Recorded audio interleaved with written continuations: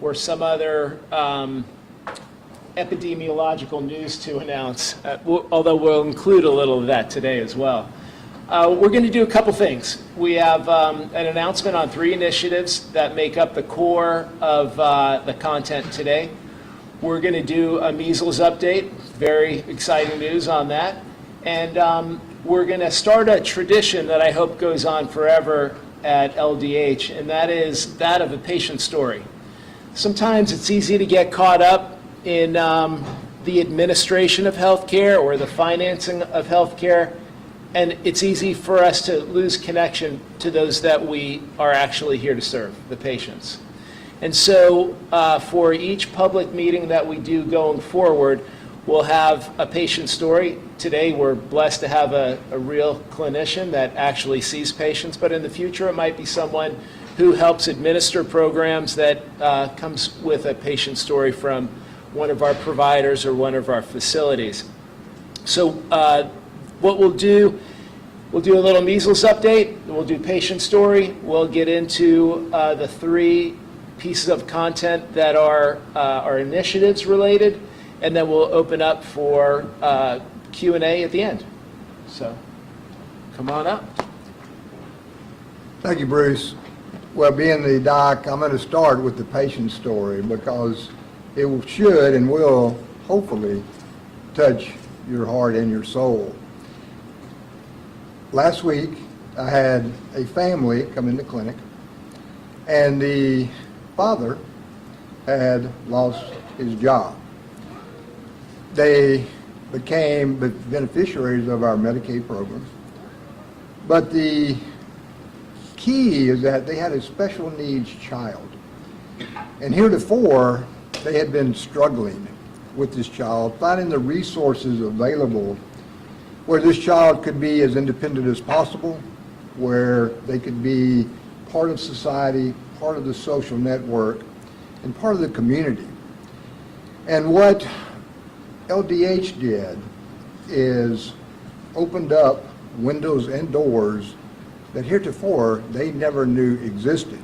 Now, fortunately, with the governor and Louisiana Economic Development and Workforce and Broadband, we up in my parish now have Meta.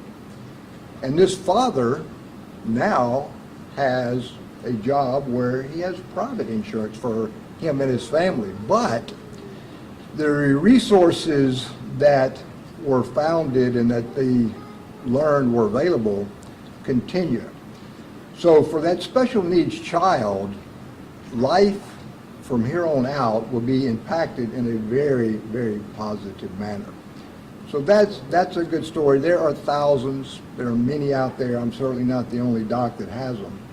But what I can tell you is what we do here at LDH, it matters.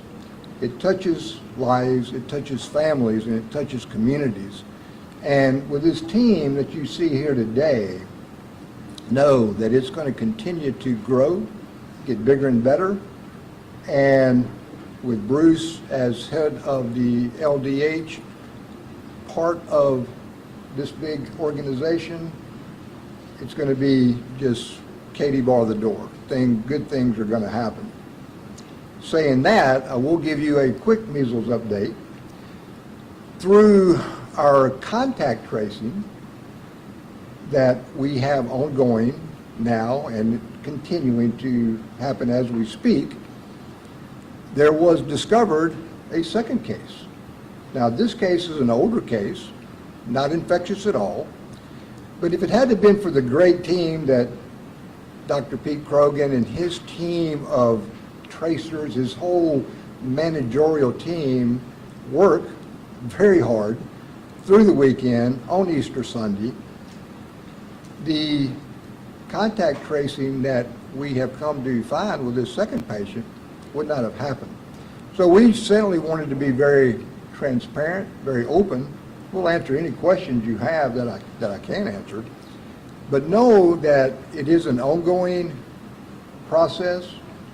You've got phenomenal people running the contact tracing. You've got phenomenal people looking at other potential sources, talking to other states, talking up at the national level.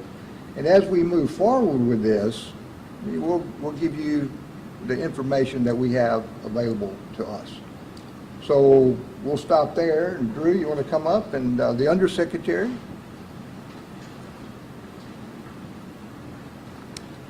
Hey everybody, good afternoon. Thank you all for being here. I'm Drew Maranta. I'm the Undersecretary here at the Louisiana Department of Health.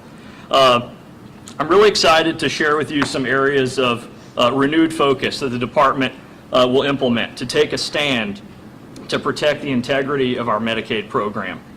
The focus is critical because every dollar lost in the program is a dollar taken from those who truly need care. Today, I'm excited to announce the formation of the Fighting Fraud, Waste, and Abuse Task Force here at the department.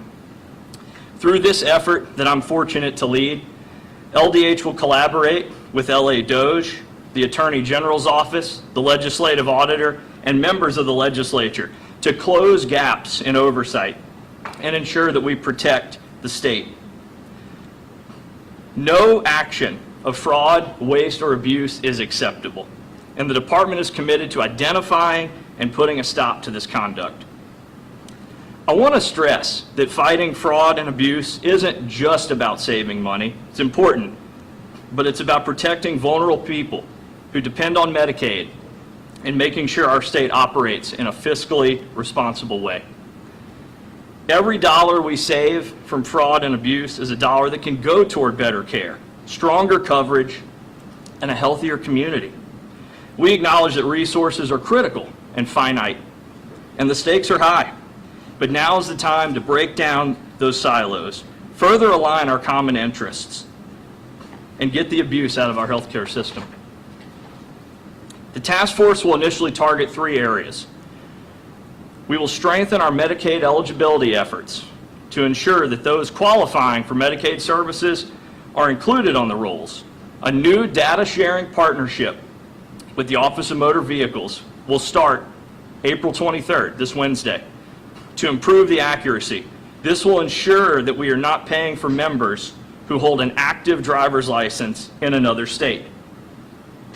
The second area involves another critical partnership. You're going to hear that theme a lot today.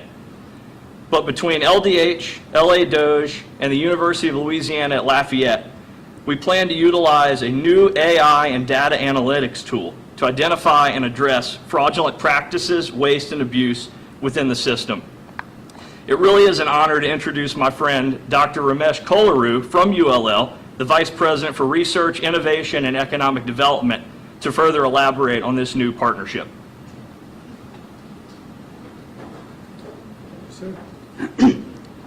Thank you, Drew. I'm proud to stand here in a partnership between the university, the Louisiana DOGE team, Steve Orlando and Kay Fontenot, along with a talented team of researchers in AI, data scientists, and AI engineers from the University of Louisiana at Lafayette, in support of Governor Jeff Landry's and Secretary Bruce Greenstein's priorities. Together, we are committed to improving governmental efficiencies in Louisiana using innovation. Our first mission, as Drew said, is to improve efficiency and integrity of the Louisiana Medicaid program, which, as you know, is a significant portion of the agency's budget. We'll do this by taking a 2-pronged approach. First, we'll use AI and data analytics to detect fraud, waste, and abuse, issues that cost the nation billions of dollars. In 2024 alone, as you may know, CMS flagged about $31 billion in questionable payments, and the Department of Justice charged nearly $3 billion in fraudulent claims at the national level. We'll identify similar patterns that may exist here in Louisiana using AI and machine learning, validate those findings with subject matter experts, and support any remediation efforts of Louisiana. Second, likewise, we'll partner with LDH and the Office of Technology Services to modernize Louisiana's Medicaid systems. Legacy systems, and this is the geek in me that is coming out, typically include complex new policies that get stacked and layered on top of complex old policies that might create opportunities for waste and abuse. AI can help us cut through that complexity, potentially leading to cost savings and better outcomes. So stay tuned, We are just getting started, and thank you for this opportunity.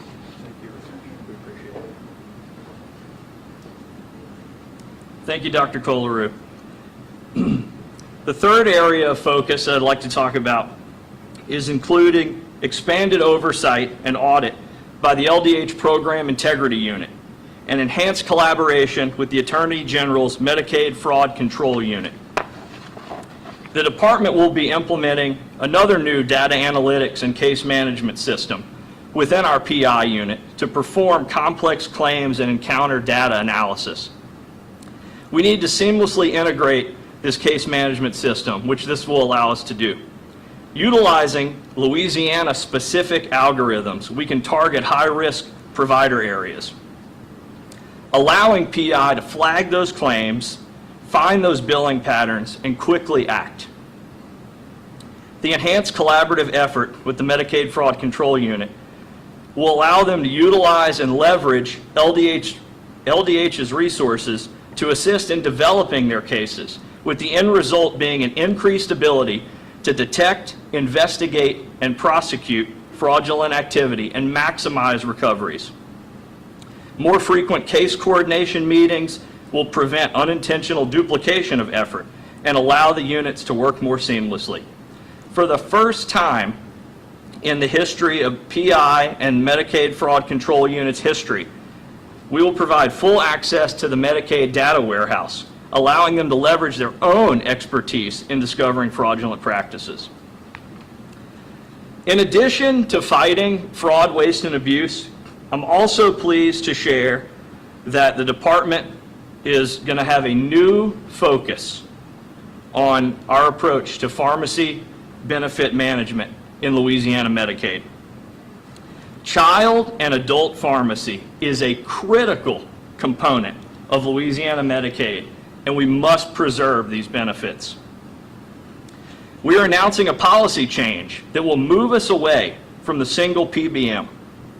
This structure simply hasn't achieved what was intended, and it's time to align the system to work for patients and the state. We will be diligent in our work so this program brings patients and providers closer together and reduces the impact of middlemen in healthcare. Our commitment is to design a system that prioritizes the needs of the Medicaid beneficiary. Fair, affordable, transparent drug access through the Medicaid program is our paramount goal, so that the healthcare needs of patients are adequately met.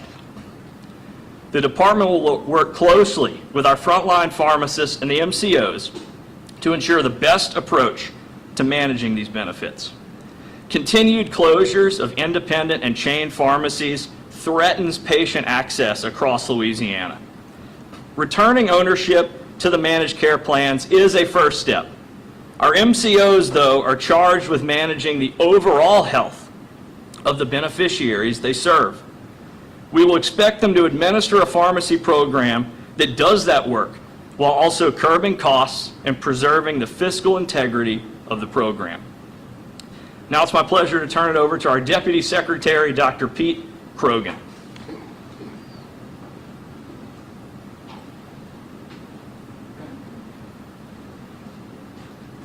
Thank you, Drew, and thanks, everyone. My name is Dr. Pete Krogan. I'm the Deputy Secretary at LDH. I care for patients with substance use disorders in Crowley and Lafayette, and every clinic day I see mothers fighting a broken healthcare system. I think if you talk to one, you'll see that no population has it harder than pregnant moms and new moms with addiction. That's why today we're announcing Project Mom, which stands for Maternal Overdose Mortality. Over the last 15 years, through the hard work of actually Secretary Greenstein and many others, spearheaded by the Birth Outcomes Initiative, we've made significant progress on improving in-hospital maternal mortality. But since 2018, overdose has overtaken every medical complication as the #1 cause of maternal mortality in the state. Every preventable death is really a tragedy, but when we lose a young mom or a pregnant patient, that impact is doubled. We lose her and we endanger her new or unborn child. We know that parental substance use is a common problem for kids in foster care, and these deaths fracture families and strain social services, but almost all are preventable. And to fix this problem, we don't need any new scientific breakthroughs. We don't need any new pharmaceutical innovation. We just need the system to work. This requires three things: focus, belief that it's fixable, and coordination. And we already have proof of concepts here in Louisiana that this can work. The Louisiana Perinatal Quality Collaborative, the LAPQC, has been working with birthing facilities over the last several years to improve screening. And through the PQC's work, they launched an initiative to improve care for the substance-exposed dyad. This collaboration with 11 birthing facilities covered approximately 20% of the births in Louisiana and increased screening rates from 70 to 93%. This is how we were able to ensure that every mother is seen at one of our birthing facilities is screened for substance use disorder. Unfortunately, only 51% of folks that were screened were referred to treatment. This is a national problem for folks with opioid use disorder. Less than a fifth are able to access the care that they deserve, which is a level of access that I think we would never tolerate for even less deadly diseases like diabetes and heart disease. But there are treatment options out there. One incredible one, which you'll hear more about shortly, is at Our Lady of Angels in Bogalusa.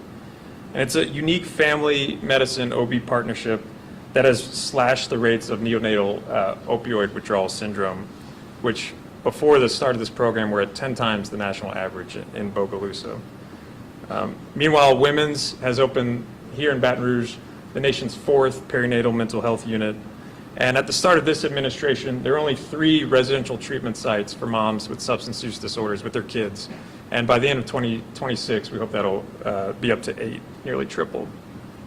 We've also made a lot of progress on overdose prevention by getting the life-saving medication, naloxone, into the hands at the door of the mom before she leaves the hospital. Not a prescription to go wait in line and fill your medicine, but put it in the hand when they walk out. Nearly 100 moms have walked out of the hospital just in the last 6 months with naloxone, and 7,000 kits are en route right now to 38 birthing facilities. And we'll keep going until every mom who's at risk walks out with naloxone when she needs it. We also know that we can solve this at a system level because we did it in Lake Charles. This was actually the only part of the state that had a decrease in overdose deaths while other parts of the state were increasing. This was done through the Louisiana Bridge Initiative, which was a really innovative partnership between the local Human Service Authority, the Office of Public Health, CLHEC, and over 5 hospitals in the Lake Charles region. You had ED docs seeing patients overdose come back again and again, the same patients feeling like they couldn't do anything about it. By pulling together across the inpatient and outpatient setting, they were able to start patients on that medication right there post-overdose, give them a short script, and make sure they followed up in an outpatient clinic within 48 hours. The state's now going to be playing a technical assistance role to scale this up statewide. It's because of the hard work of so many that we have this opportunity here today. Organizations like the Perinatal Commission, the Perinatal Quality Collaborative, offices, many offices here at the Department of Health, clinics and hospitals, but it's also the people. It's also the nurse that shows empathy at the end of a long shift. It's the social worker that spends extra time with the mom holding the crying baby. It's leaders like Doc and Bruce and hospital administrators that say, look, we know this is hard, but we can do this. We have the constituent parts, now we have to put it together. So this is what happens next. In 30 days, LDH will release a roadmap and name a director. In 90 days, we'll host the first convening of major stakeholders and develop a plan to get more real-time data and patient tracking so no one falls through the cracks. And then over the next 6 months, we'll be changing incentives because it's going to take incentives to make this work. Through our managed care contracts, hospital supplemental payment programs, a managed care incentive program to align with this plan. This will be spearheaded by the department, but it can't be accomplished by the department alone. We're going to ask hospitals to participate in the Bridge program and make sure providers are trained to prescribe medications for opioid use disorder. We're going to ask pharmacies to create environments free from stigma and stock this life-saving medication on their shelves. We're going to ask community leaders to find moms and pregnant women that slip through the cracks and support them into care and into recovery. We're going to ask local governments to see how they can use their opioid settlement dollars to address these issues. We'll work with DCFS to make sure moms don't think they're getting punished for seeking help. We will ask law enforcement and the courts to work with us to get moms into treatment. And we're going to ask providers, obstetric, but also behavioral health and primary care doctors like myself, to make this mission a part of their practice. We'll start with trainees, who I think will find, as I did, that this is one of the most rewarding things we can do in medicine. And at the end of all this, we have a big goal. We're going to cut pregnancy overdose deaths by 80% in 3 years. Those are moms. Thank you. That's not just a number. Those are moms who will be around to raise their children, and thousands more who will receive the care they deserve. But it's not just about those moms. It's about focusing on the hardest to reach and treat population as a way to prove that we can build a higher functioning behavioral health care system. Basically, if we can fix it for the most vulnerable, we can fix it for everyone. And there's no better person to tell you why this initiative is so important than a mom that has battled with addiction herself, who is here today because of that Bogalusa clinic. And so I'll let Rachel Hernandez close out this press conference before we take questions, but please give her a warm welcome.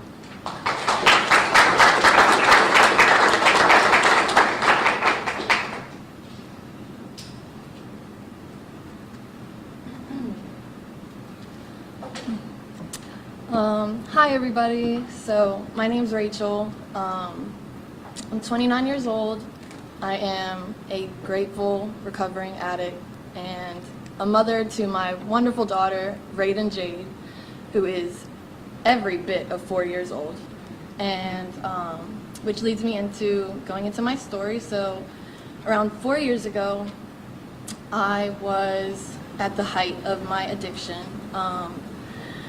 It was an ongoing addiction for about 8 years, and I hit my lowest point, I would like to say my lowest point, because I had lost everything.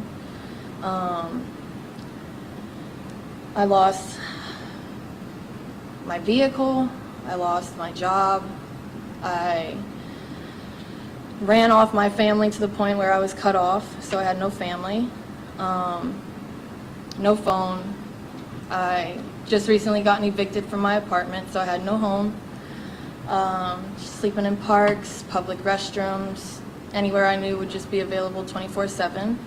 And I had nothing. And above all that, I lost all hope as well. I was completely hopeless. I had no hope in myself. I had no hope in getting better. I had nothing. And on top of all that, I found out that I was pregnant with my daughter. And then on top of that, it was from a very unhealthy relationship that I was in at the time. And I didn't know what to do. I was lost, and I kind of just did nothing. Everybody around me, which are other people like me as well, they would just say, oh, you can't go to the doctor because, you know, they'll test you and you'll be arrested immediately and take your baby as soon as they're born. And I was like, okay, well, I'm not going to do that. And then I would hear, oh, you can't stop using because if you withdraw, then the baby withdraws and then you're at risk for a miscarriage. So I was like, okay, well, I'm not going to do that either. I was completely lost. And that's a big reason why I'm so willing to speak at something like this, is just because I want to get the word out to other moms and know that you have resources, you have options. There's so many rumors out there, and I just want to take those and eliminate them and replace them with facts, and just know that you have options out there. But anyway, so I had nothing. And in August of 2020, I ended up getting arrested, and the jail brought me to Our Lady of the Angels.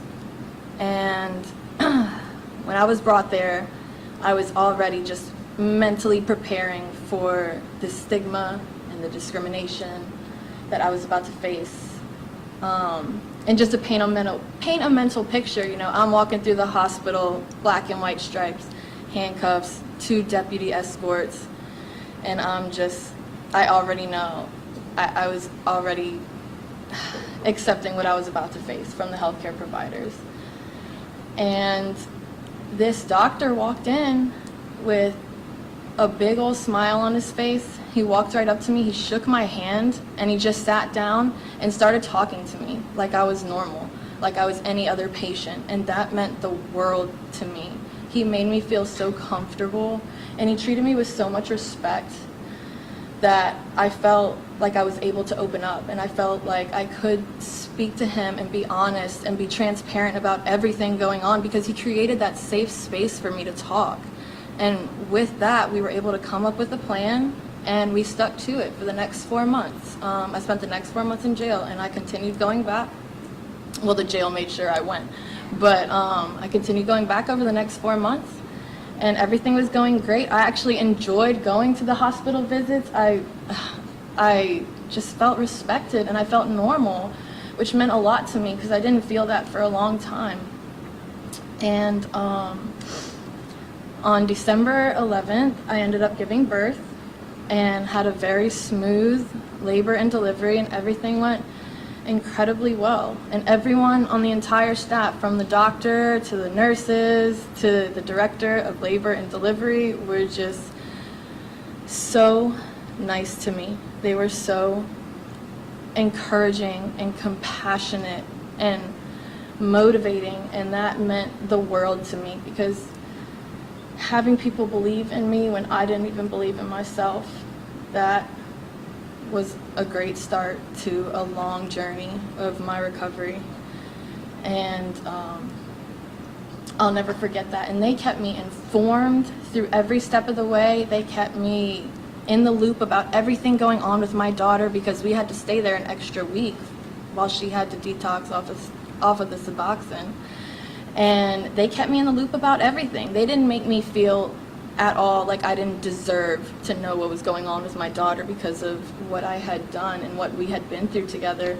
They didn't make me feel that at all. They made me feel, the only word that comes to mind is normal, because like I said, I didn't feel normal for a very long time. And I'll never, ever forget that. They're still in my life to this day. Members of that hospital, they're still in my life to this day. And I don't ever want that to change. But just thank you so much for having me here, and I'm incredibly grateful to be here today, so thank you.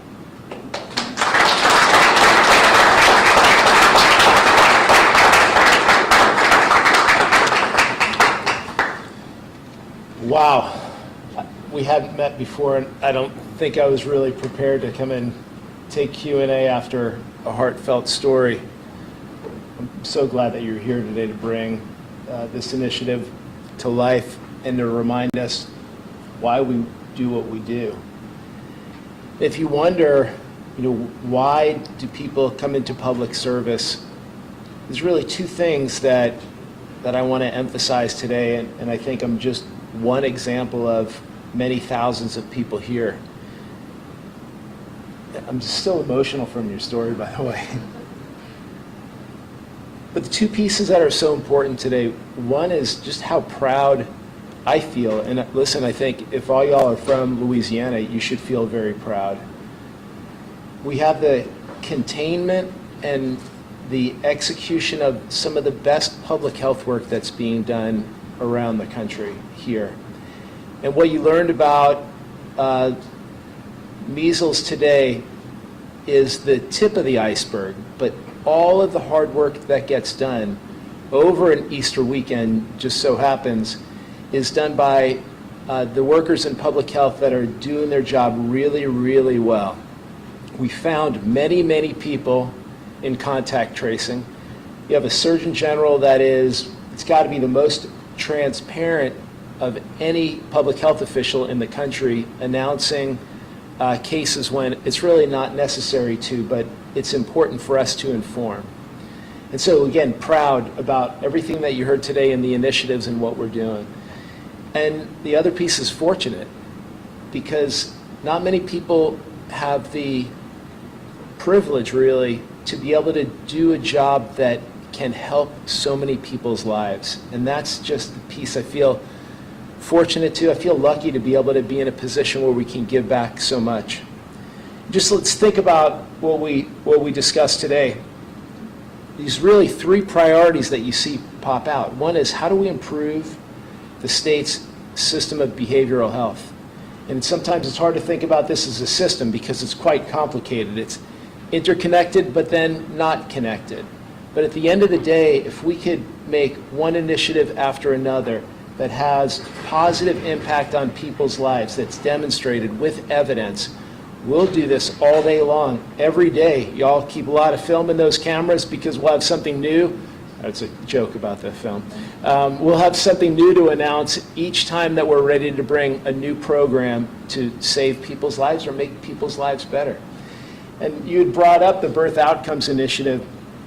Dr. Rebecca Gee and I worked together, this is maybe 12, 13, 14 years ago, when we launched the Birth Outcomes Initiative. And I remember a night after I had gone and she was secretary, and she called me and she said, I have disappointing news. We just got back the results of the first year, statistical results on how many babies were impacted by the Birth Outcomes Initiative. And it was something in the order of a tenth, maybe 0.6%. It seemed very, very small.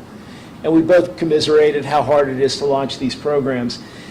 And I couldn't go to sleep that night. And I remember pulling out my calculator and doing the numbers about what that small fraction meant over the number of babies that were born each year. And it turned out that there were 41 babies that year that were alive that without the program would not have made it to their first day, much less their first birthday or to the 5th grade, which is where the kids probably are about now. And so every time we do something, don't just look at the absolute numbers or the fraction, just look at the people that are impacted. And so doing what we can in birth outcomes and behavioral health is so positive. Today we're able to announce something that is at the heart of this department, not on the clinical side, but on the administrative side. How do we make Medicaid a more efficient process? How do we bring patients and their providers more closely together and run a program that has a semblance of a system rather than a disconnected set of services all across the spectrum? And then I think about elemental to what we do is fighting fraud, waste, and abuse. And we have always done a good job, but the idea of bringing in experts in AI and collaborating with those, either at DOJ and the Attorney General's office, as a way to go ahead and combine our resources, combine our strategy, and double down on fighting fraud, waste, and abuse says how serious we are about that. And I think with all that gives you an idea of what to expect over the next couple of years. I'm finishing my first day back. It feels great to be here and to work with an incredibly talented team. And I think with that, we'll take some questions from the press, or from the public, or from employees here. I'm curious where the second case of measles was found. I'm glad we have the expert. Region 1. What's that? Region 1. I don't think a lot of people in the press corps know what Region 1 is, Dr. Plaquemine, Jefferson, those areas down there around the New Orleans area. Okay. And are you able to give a specific town perhaps? No. No? Okay. And can you, so just one additional case was confirmed. Is that the only additional confirmed case in Saturday? As far as we know, but again, contact tracing is continuing. The thing about measles is, I'm sure most people know that, it can be an extended disease. You're generally infectious 4 days before the rash and 4 days after. But on our contact tracing, because of I will tout the efficiency and the effectiveness of our contact tracing team, we're going to follow these people for 21 days.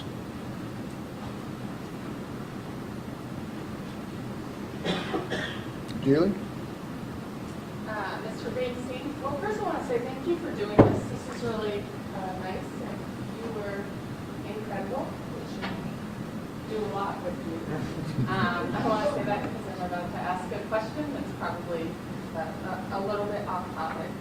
So the last time you were secretary, that kind of ended in a swirl of accusations about you talking to your former employer, how much you were talking to them while they were bidding on a contract with the department. And to be frank, I came in the months after that, and that kind of the fallout from that continued for years. There was like a civil lawsuit, and then charges were dropped against you. I was wondering if you could address those charges or the accusations at the time, and then also address why, how we might avoid having that type of situation where we're in a legal dispute with a contractor and stuff going forward. Sure, I think the second piece is between, in a civil suit, I'm just not a part of that. You'd have to go and ask the attorneys from either side. But I tell you, that suit did surface through discovery a lot of information that was not disclosed while my case was being investigated.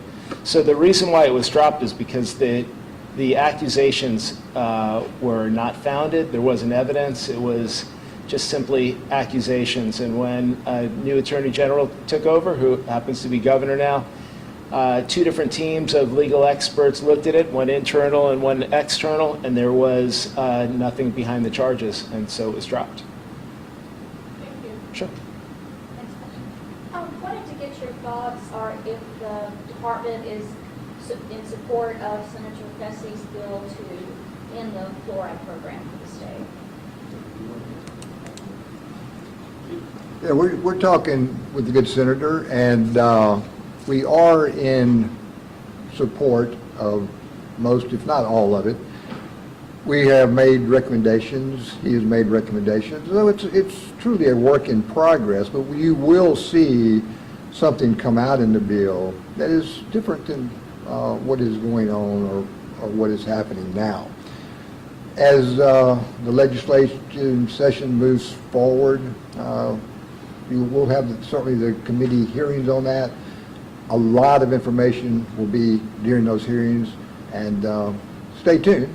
It's going to be good. Did you ask him to write the bill, or did he approach you about the A little bit of both. I mean, it's been, as you know, it's been on the national front for quite a while. And then when RFK Jr. Became secretary, it kind of bubbled to the top, which I think is a good thing. So, you know, who was on first or who was on second, hard to know because it's been an ongoing discussion for quite a while. Why is LDH supporting this legislation? I mean, water fluoridization has broad support from medical experts. What's your opinion on that? I think we have to, you know, we could say what we want to about fluoride. We could say this about a lot of issues that are in healthcare right now. We have got to keep an open mind, but more importantly, we've got to follow the data. And the data is still being accrued, still being analyzed. There's tons of it out there. But as of today, a lot of it has not been analyzed. So, you know, I'm not going to tell you how it's going to fall or what the final bill will say, but what I will tell you is that in the committee hearing and the discussion that we're having between the legislatures and ourselves from the Surgeon General's perch, that we want it to be very, one, transparent, very open, but we want it data-driven, and that's where we're going to go. Why not wait until the data's all in before you make a The decision? data will never be all in.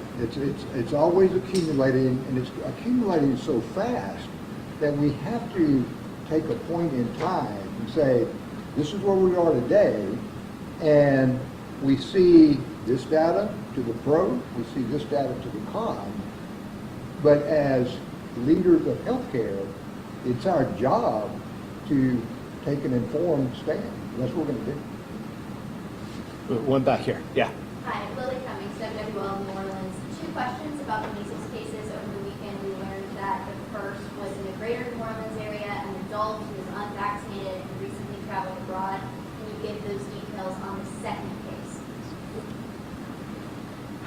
An adult, and traveled abroad.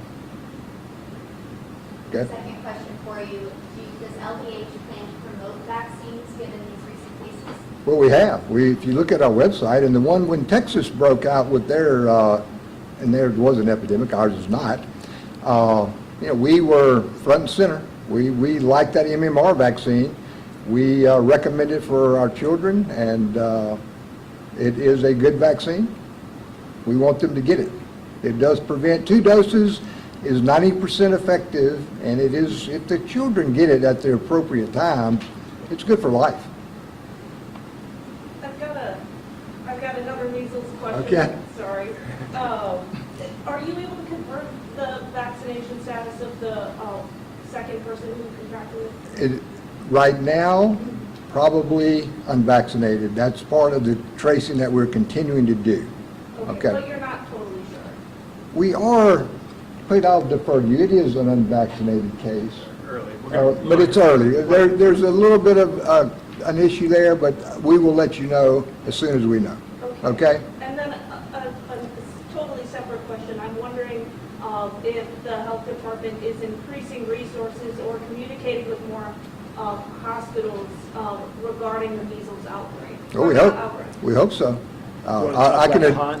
Do what? You want to talk about the Yeah, HON? go ahead. You talk about the HON. Pete's put out a document for our physicians. It's accessible online.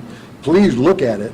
But Pete was the author, or so to speak, so I'll let him speak a little bit more to it. Yeah, definitely a team effort. So that mainstay of our response for sure is communicating with providers. We have the Health Alert Network, so that's detailed recommendations, evidence-based on how to respond to the measles outbreak. Most importantly, how to minimize risk of further exposures. Patients need to know if you're concerned about exposure or having symptoms to call ahead, right? Because we don't want patients just showing up to a clinic or a hospital where they can expose others. So, and then we make sure to communicate that on the provider side, what to do if they see anyone. But I think we also put together a really easily readable one-pager for providers. It's got photos because a lot of clinicians haven't seen measles during their career, and all that's available on our website, ldh.la.gov. And you can pull that up yourself. All right, maybe one more? Go ahead. Yeah. John Johnson with Louisiana First News. I had a question about Medicaid. Sure. So I know you mentioned that y'all trying to do Medicaid prevention fraud and everything. If you could answer this question, I know it's already April in the new year, but has there been like a rise in fraud cases compared to last year? Well, I wouldn't say it's a specific rise. The data sharing agreement that I talked about with OMV is new. And so that's going to give us a different lens for, if somebody decided to move to a different state and they hadn't changed their enrollment.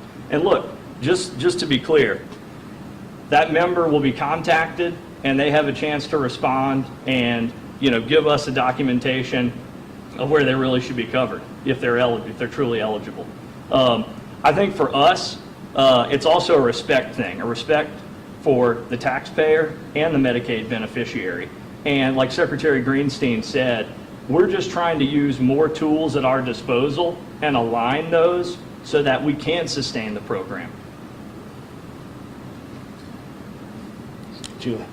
My question also is about medical coverage. So are the efforts mostly focused on finding people who might be enrolled, who might not be enrolled? Are we looking at providers who might be billing for things that they don't need to? All the above And on that. how do we, is that, what's being done to tackle that? AI or what are we? You want, you just give a 1-minute answer? That's always tough.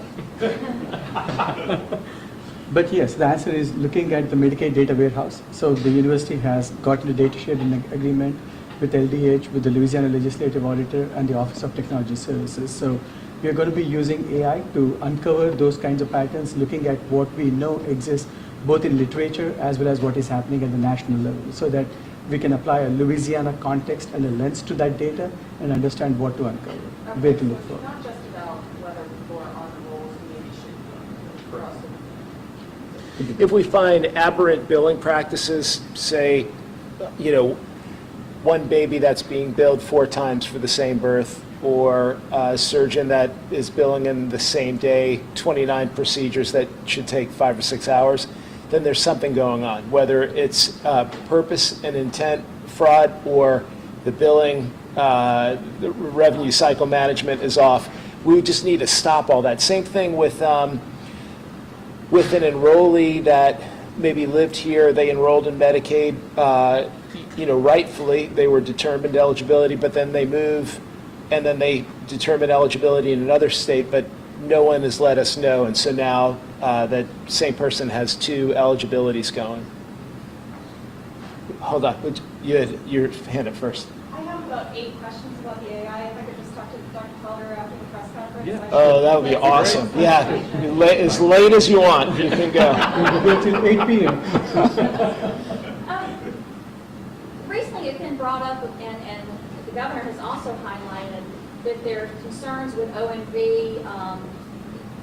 The computer system was down. We had a massive data leak about 2 years ago.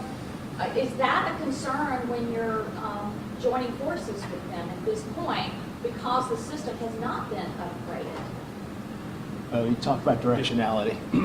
I mean, I think for what's going on with their particular system, that's not for me to comment on. That's OMV's responsibility ultimately. But I mean, I'm not concerned about the data bump.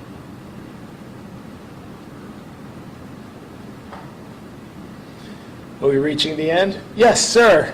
Secretary Greenstein, when you were here at the department before, you made some revolutionary changes which saw us change Louisiana's healthcare outcomes in a positive manner.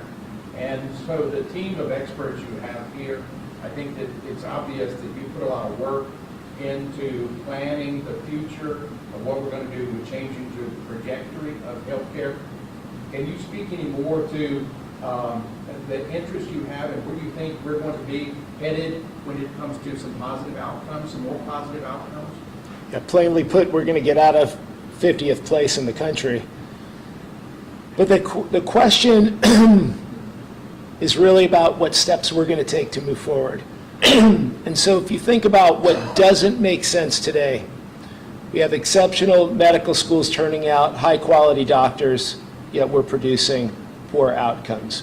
We have some of the best hospitals in the nation, yet while the clinical experience is good, the outcomes as measured, not so good.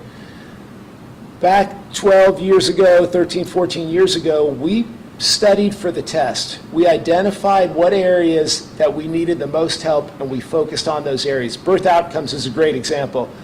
We were delivered an F by the March of Dimes in our birth outcomes report card, and we put a lot of energy and focus. It didn't take a lot of money. It took the resources of the department with a clinical focus on working with OBs and with birthing hospitals to change outdated standards of care to modernize them, and we have better birth outcomes now.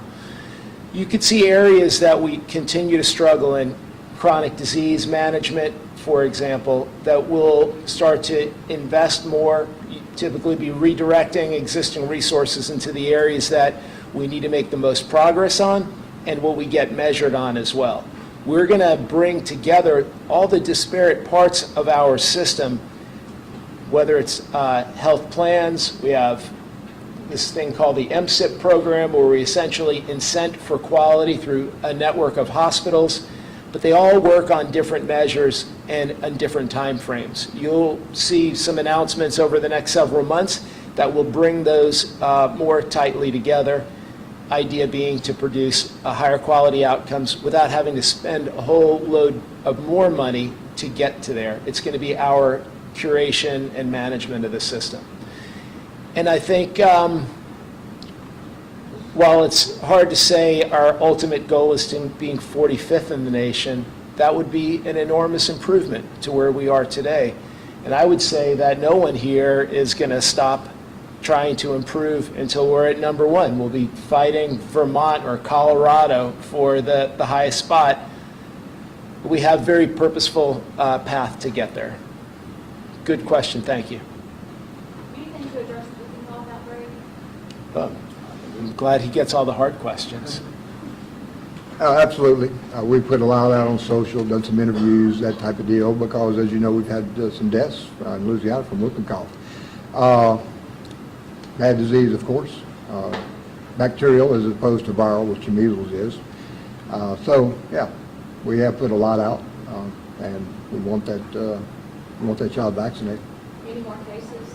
Not that I know, none that have come to my box in the last few days. So, you know, like a lot of diseases, it does tend to be cyclic, but you know, we're still in the season for it.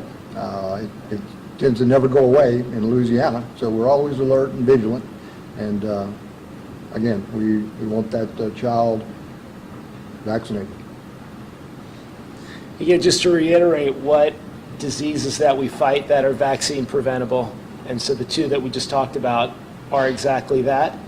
Surgeon General has made it very clear we're encouraging all Louisianians, kids, to be vaccinated, and I mean, there's a reason why they call it vaccine preventable disease, and let's try to eliminate it from here, especially when we're dealing with pertussis or whooping cough in the same month that we're likely to see our first couple cases of West Nile virus. They shouldn't really go together, but as it's warm and it's still the end of the spring, we're likely to see that, and it'd be great to be able to prevent both sides, actually. Any last questions? I'll just say one last thing, that I appreciate very much everyone time and attention. The questions have been great. Glad Doc got the hard questions. I know that there hasn't been a whole lot of access in this kind of public sphere for the department to be able to share very positive stories and good, hard information, but we plan to do it a lot more often. Look forward to engaging with y'all, and I hope as time goes on we have more and more good messages to share and progress of how we're going to make Louisiana healthier than it is today. Thank you. Thank you.